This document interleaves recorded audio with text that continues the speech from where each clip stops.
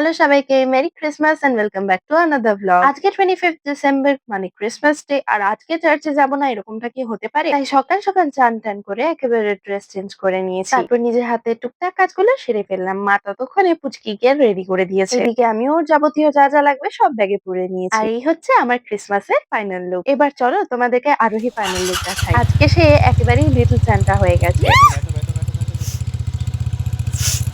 Tata. না তোকে নেব না তো, তোকে তো এমনি সাজিয়েছি। এরপর আমরা বেরিয়ে পড়লাম। আমরা কিন্তু বাসে করেই যাচ্ছি, বাইকটা দোকানের সামনেই রেখে এসেছি, কারণ এত সকাল সকাল বেরোচ্ছি মেয়েকে নিয়ে, আবার বাইকে করে গেলে যদি ঠান্ডা লেগে যায়, তার মধ্যে আবার পার্কিংটা কোথায় সেটাও আমার বর্মশায়ের জানা ছিল না। বাসে উঠে তো আরোহীর এক্সাইটমেন্ট 4 ডবল বেড়ে গেল, লাফালাফি করে একসার।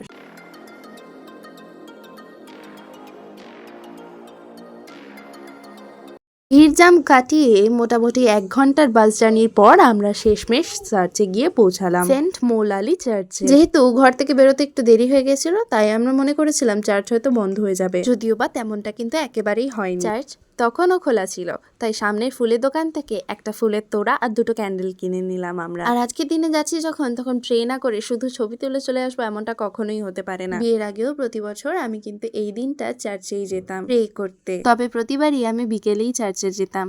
আজকের দিনটা একটু অন্যরকম। এই প্রথমবার আমার 25শে ডিসেম্বর শুরু হচ্ছে চার্চ থেকে। খুব একটা ভিড়ও ছিল না, তবে পুরোপুরি ফাঁকাও ছিল না। দেখে তো বোঝাই যাচ্ছিল লোক আসা এখনো অনেক বাকি, সবে তো শুরু হচ্ছে। আরোহী টায়ার্ড ফেসটা একটু ইগনোর করে যেও, ও কিন্তু ঘুম থেকে উঠেছে সবে, তাই জন্য এরকম ফেস। পুরো বাস জার্নিটাইও ঘুমিয়ে ঘুমিয়েই করেছে। মন্দির, মসজিদ আর চার্চের থেকে শান্ত কি আর কোনো জায়গা হতে পারে পৃথিবীতে? পরিবেশটা যথেষ্ট শান্ত ছিল, কোনো মানুষই চার্চের ভিতরে তেমন কথা বলছে না, ইভেন বাচ্চারাও যথেষ্ট শান্তভাবে প্রে করছে।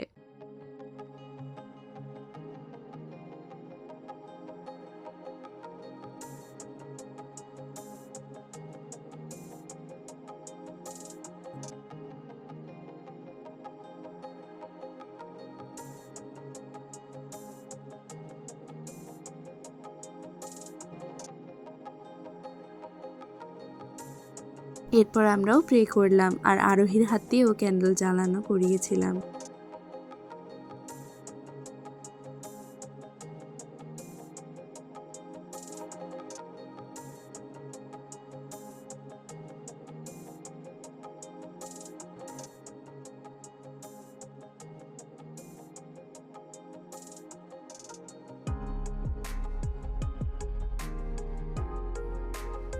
প্রেয়ার কমপ্লিট করে আমরা চলে এলাম চার্চের আশপাশটা ঘুরতে। চার্চের ভিতরটা খুব সুন্দরভাবে ডেকোরেটেড ছিল, আর সব থেকে অ্যাট্রাকটিভ তো আমার একটা জিনিসই লাগে, যেভাবে জিসাসের হিস্ট্রিটা প্রতিটা চার্চে শোকেস করা হয়। প্রেটা তো ভিতরে সেরে ফেলেছি, আর ক্যান্ডেল গুলোও ভিতরেই জ্বালিয়েছি, এখানে খালি ফুলটা দেবো।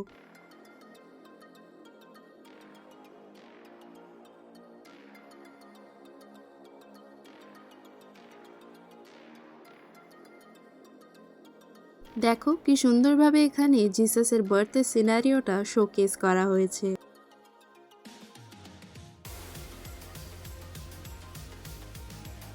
ফুল দেয়া কমপ্লিট হয়ে গেলে আমরা চলে গেলাম অন্যদিকে ফটো সেশনের জন্য।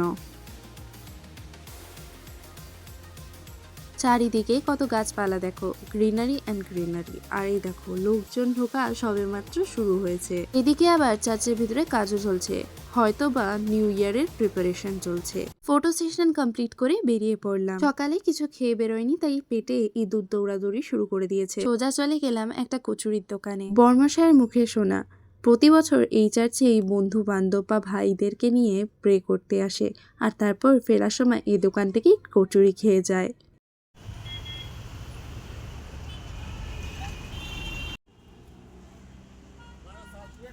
নেই তো, কাটা আছে। এরপর আরোহীর বাবা একটা গোলাপ কিনে আনলো, সেটা অবশ্য আরোহী নিয়ে নিয়েছিল। আরোহী গোলাপটাকে পেয়ে প্রচুর খুশি হয়েছিল। এরপর বাসে উঠে বাড়ির পথে রওনা দিলাম।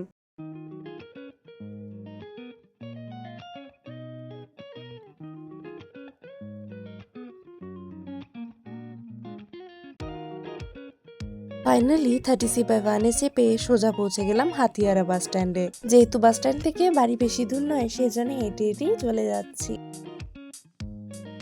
সকালবেলা যাওয়ার সময় প্রচুর লোকজন ছিল রাস্তায়, আর অনেক জ্যাম ছিল, তবে দুপুরবেলা ফেরার সময় কিন্তু তেমন একটা লোকজন ছিল না। ফাইনালি ঘরে ঢুকেই গেলাম। বেরিয়েছিলাম সকাল 10টার সময়, আর 2:30টার মধ্যে ঘুরে টুরে খেয়ে দিয়ে বাড়ি এসেই সবাই মিলে বসে বললাম আরোহী ফটোশুট করার জন্য।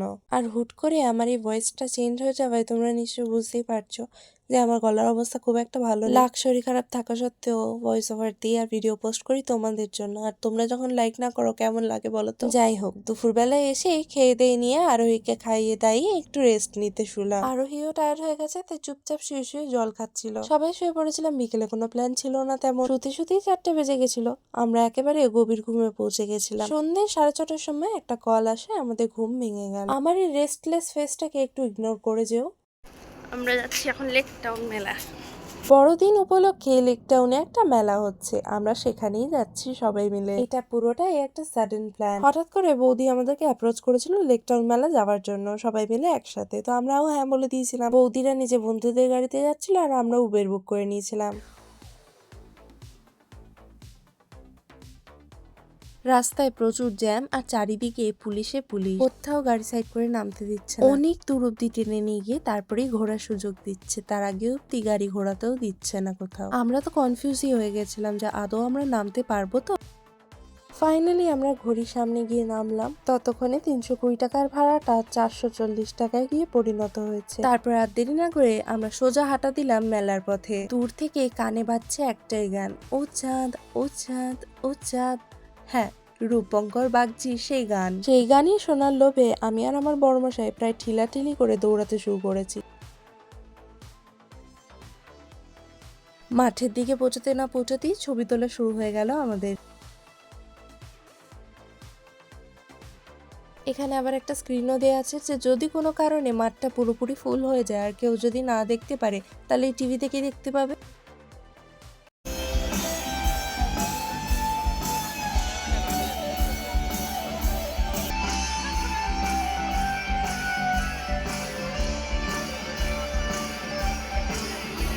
যদি কেউ কথা না কয়, ওরে ওরে ও ভাঙা কেউ কথা না কয়, যদি সবাই থাকে মন্দিরায় সবাই করে ভয়।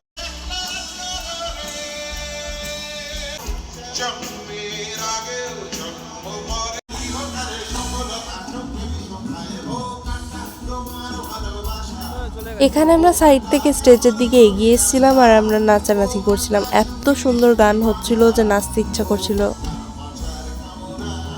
আরোহীর নাচখানা একবার দেখো খালি।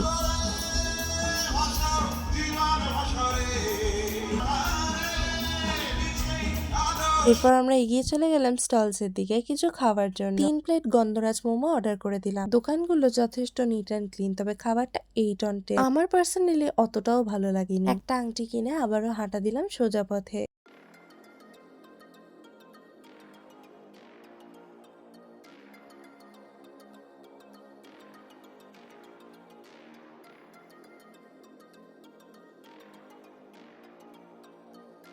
তারপর আমি নিয়ে নিলাম একটা জিরা ড্রিঙ্ক, সেটাও আবার খুব একটা ভালো খেতে নয়।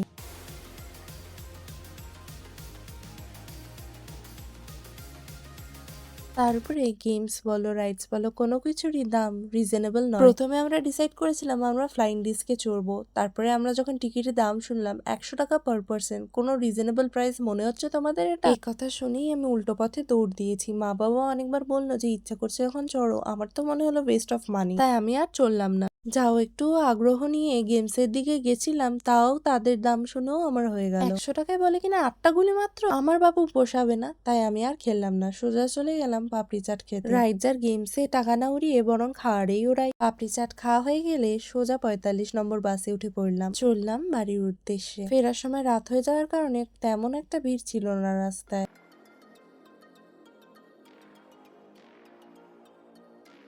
রাস্তা ক্রস করে চলে গেলাম একটা হোটেলে। অনেকটা রাত হয়ে গেছিল, তাই ভাবলাম খেয়ে ফিরি বাড়িতে। অর্ডার দিয়ে দিলাম 3টে চিকেন চাউমিন আর মায়েরটা এগ চাউমিন প্যাকিং হবে। সারাদিনে এই একটা সব থেকে বেশি টেস্টি খাবার খেলাম আজকে। পুরো চাউমিনটায় চিকেনই চিকেন, তাও আবার তন্দুরি চিকেন। ডিনার সেরে সবাই মিলে টোটো করে বাড়ি ফিরে গেলাম। 11টা বেজে বেরিয়ে গেছিল আর রাস্তায় তেমন অটোও ছিল না, তাই টোটোই সাহারা হয়ে গেল। বাড়ি এসে সবাই টায়ার্ড, সবাই ফ্রেশ হয়ে শুয়ে পড়লাম। আজকে সারাদিনটাই বাইরেই কাটলো আমাদের। আর বলেইছিলাম আমার শরীরটা খুব একটা ভালো ছিল না। মাঝরাতে গা হাত পা ব্যথা ও জ্বরও আসলো। জ্বরটা কিন্তু ঠান্ডা লেগে হয়নি, জ্বরটা হয়েছে ব্যথা থেকে, এক্সেসিভ ব্যাক পেন, আর সেই থেকেই আমার জ্বর। যাই হোক, ভিডিওটা তাহলে এখানেই শেষ করছি। দেখা হচ্ছে পরের ব্লগে।